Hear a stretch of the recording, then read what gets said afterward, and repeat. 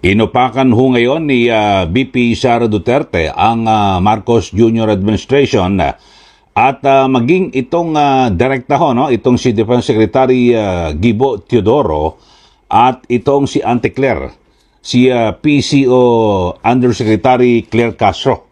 So iisa-isahin ho natin yan mga kababayan at dito ho ay binanggit ho ni VP Sara na kung saan lahat daw po no ng mga hindi sumusunod sa Malacanang o sa administrasyon ay lalo na po siyempre sa parang tila politika raw ho ang prioridad ho ni Pangulong Marcos Jr. So yun po. At pinuna nga ho ni VP Sara yung umano'y panggigipit ng administrasyon sa mga kaalyado at kritiko nito sa politika. Ayon. At anya, tila politika na lang ho, talagang dyan po nakatutok o prioridad po ni Pangulong Marcos Jr. o ng kanyang administrasyon. Ito hong sa halip na pagtuunan ng pansin, yung napakarami ho ng mga problema ng mga Pilipino. Alam niyo naman ho, talagang dito po sa ating bansa ay grabe po ang problema no, ng kahirapan, kagutuman, yung kabuhayan at bagsak po yung ating ekonomiya at higit po sa lahat, isa po sa talagang inireklamo, ako kasama ako dyan sa nagreklamo, yung napakataas po ng presyo ng mga bilihin dito po sa ating bansa. So ginawa po ni VP Sara ang kanyang pahayag matapos na siya po ay dumalo sa isang Thanksgiving Mass sa Davao City at yun nga ho, na-interview siya ng mamahayag. At dito ho ay may binabanggit din ho itong si VP Sara at kanyang hinahamon ito pong si Defense Secretary Gilbert Gibo Teodoro na pangalanan yung mga opisyal ng gobyerno na tinutukoy nitong nagtatanggol sa bansang China kaugnay ng usapin sa West Philippine Sea. Yun ho, pangalanan nyo raw ho, Secretary Gibo, yung mga opisyal na sinasabi mong kumakampi di umano sa China.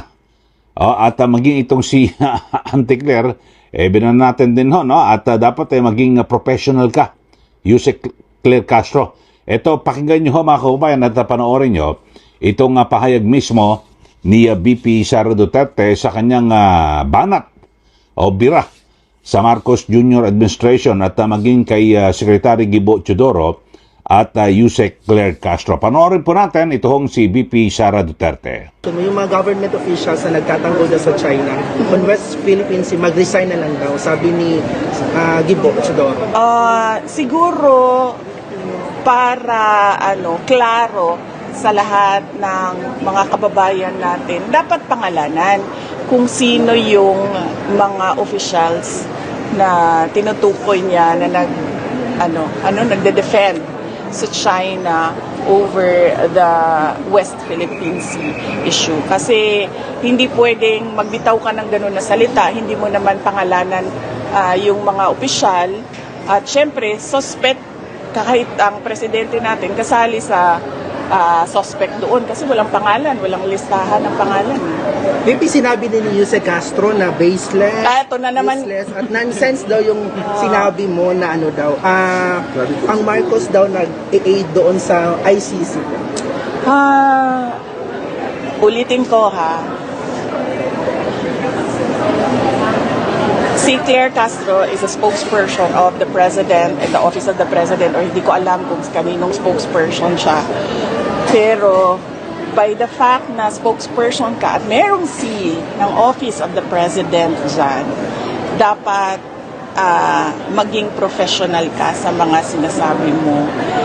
She doesn't have the liberty na tulad sa atin, no, na pwedeng magsalita ng kahit anong iniisip natin at kahit anong opinion natin kasi nagsasalita tayo para sa sarili natin. Pero kapag may scene sa likod mo, sa harap mo, kung ano yung professionalism na hinihingi galing doon sa opisina na yon, yun dapat ang ipakita at ibigay mo sa taong bayan. Ayan po, napakinggan nyo ho mga kababayan at sabi ho ni VP Sara, kanyang hinahamon itong si Secretary Gibo. Kasi nauna hong sinabi ni Secretary Gibo Teodoro na dapat daw po'y questionin sa korte ang umiiral na polisiya o ikonsidera yung pagbibitiw ng mga opisyal na kumakampi sa China sa issue po ng West Philippine Sea.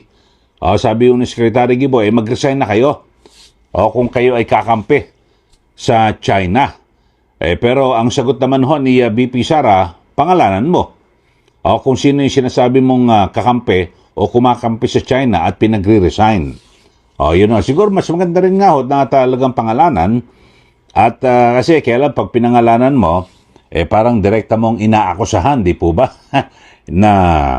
na kung saan talagang parang nagtatraidor, di po ba?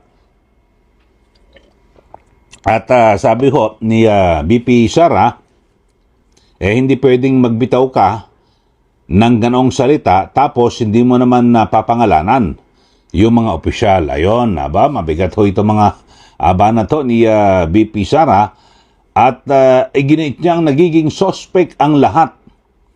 Maging si Pangulong Marcos Jr. mismo hanggat walang inilalabas sa pangalan o listahan. So, aabangan ho natin mga kababayan kung maglalabas po ng listahan at pangalan ito pong si Secretary Gibo Chidoro.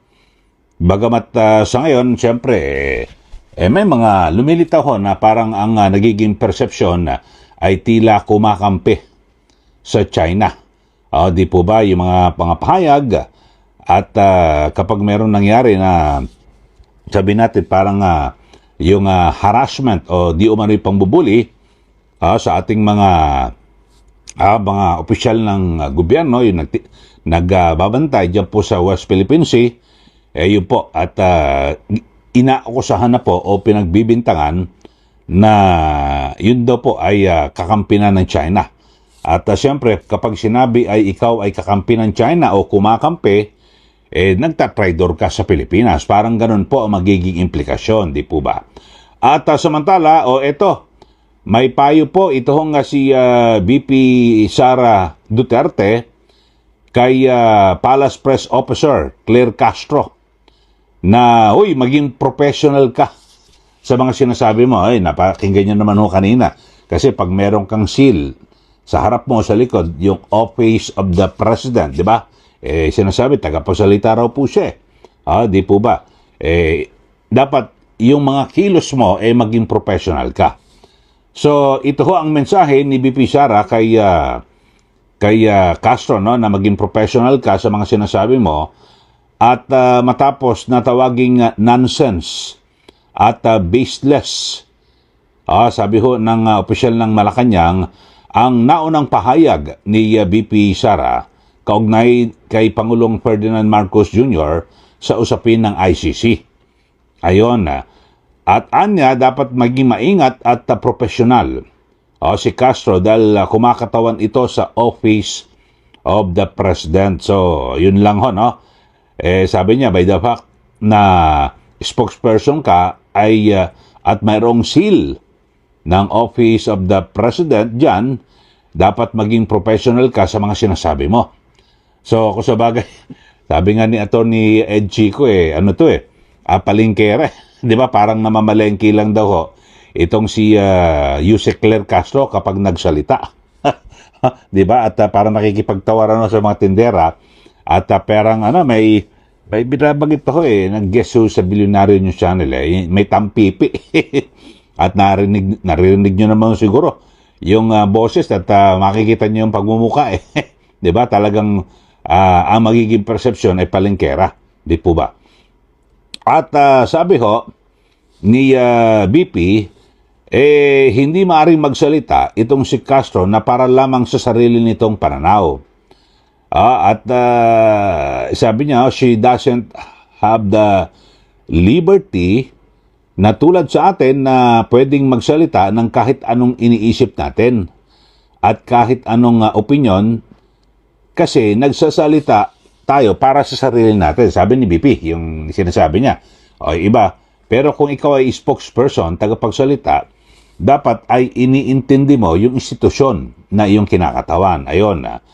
Pero kapag may seal nga sa likod mo, sa harap mo, kung ano ang professionalism na hinihingi galing doon, sa opisina na yon, yun dapat ang ipakita mo. So, yun po At mabibigat ho itong mga naging pahayag ni VP Sara Duterte at dito ho sa dalawang opisyal ng Marcos Jr. Administration. Ito pong si Deputy Secretary Gibo Teodoro at si Palace Press Officer Yusek Claire Castro.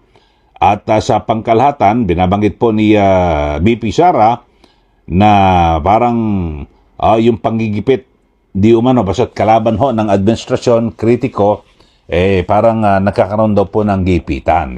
So yun po mga kababayan, kayo ano masasabi nyo ho rito? At may katotohanan ba o wala? Pero talagang base po sa mga pangyayari, di po ba ay dito lang ho sa issue ho ng yung pagsasampaho ng kaso ng ombudsman, di ba, sa mga opisyal po ng gobyerno na sinasabing sangkot sa iba't ibang mga kaso, parang napakabilis po ang pag-usad ng kaso. Bakit to? Kasi ito po ay itinuturing na kritiko o hindi po kaalyado ng administrasyon. Isang halimbawa na lang ho. Di ba, kay Senator Rodante Marcoleta, na sabi niya nga ho, nauna pa nga hong maisampa yung complaint affidavit diyan po sa ombudsman ni dating Speaker Romualdez. Meron siyang buwan April. Yung kay Romualdez. Tapos yung sa kanya, yung kay Senator Marcoleta ay May. Pero siya ho, nasa kulungan na ho. At itong si Speaker Romualdez ay nasa labas po ho at masarap po ang buhay. So yun po ang nagiging perception na parang parang may katotohanan itong binabanggit ni VP Sara Duterte na kapag hindi ka kaalyado, ikaw ay lumilitaw na kritiko ng administrasyon, mabilis ka. At ang matindi ho rito kay Senator Marcoleta, kasama ho yung mga nagbigay po ng donasyon sa kanya noong kampanya, nakulong din ho, kasong plunder. Beri nyo, yung issue ho rito yung ang issue ho rito, yung pagbibigay po ng donasyon kontribusyon sa eleksyon, pero plunder. Tapos ang matindi, yung tatlohong negosyante na nagbigay at kabilang ho din dyan, si dating Congressman Mike Defensor, nakulong din sa kasong plunder. Pera ho ba ng bayan yun? Hindi naman sariling pera ho nila ang ibinigay. So talagang malabo at yun po magiging paniniwala ng lahat na talagang tila nagkakaroon po ng panggigipit, di po ba? At maging kay Senator Jingo Estrada na kung saan napaulat na, di ba, niligawan siya na lumipat sa kabilang grupo diyan po sa Senado pero hindi po siya sumunod. Ayun ho, nakulong na rin ho, kababayan. Tapos ngayon isa po sa mga kritiko o hindi kaalyado ng administrasyon, ito pong si Senator Loren Legarda at yung kanyang anak na talagang panay-ambanat din sa administrasyon, yun ho, ay sinabi kakasuhan daw po ng plunder at ghost electricity ang sinasabi. So ni Ombudsman Remulla. So mga kababayan, pero sa panig po ng mga politiko na naunang inaakusahan na may nilabag sa katiwalian o kaso, wala po, hindi na po umuusad na tutulog na ang kaso. Katulad ho dito kaso ni Senator Chis Escudero, Senator Joel Villanueva at yung kanina binabanggit ko kay dating Speaker Romualdez, wala pa ho hindi ho umuusad yung kaso nila. Bakit ho? Siyempre, ang paniniwala ng marami, perception, kaalyado kasi yan Hindi yan makakusuhan, hindi yan makukulong. Yun ho. So, dito ho, yun po, ang pangkalahatan, binanggit ko lang ho yan dahil sa bumanat ho itong si VP Sara na talagang inaatupag ho ng Marcos Jr. Administration ito hong politika at talagang pinagtutuunan ng pansin sa di umano'y panggigipit, pangaharas, pagbabanta, dito po sa mga opisyal ng gobyerno o politiko na hindi po kaalyado ng Marcos Jr. Administration. So, sa pangkalahatan, mga kababayan, ano po masasabi nyo rito? Sa ating issue na pinag-usapan, yung sabi ho ni VP Sara, kanyang hinahamon, itong si Secretary Gibo Teodoro, pangalanan mo yung sinasabi mo na mga pro-China o kumakampi sa China, nagtatanggol patungkol po sa issue ng West Philippine Sea, Tapos itong si Jose Claire Castro na maging professional ka naman. Nagsasalita ka hindi para sa sarili mo, kundi sa tanggapan ng Pangulo. At sa pangkalatan, yun nga ho, parang pangigipit po sa mga kritiko ng administrasyon.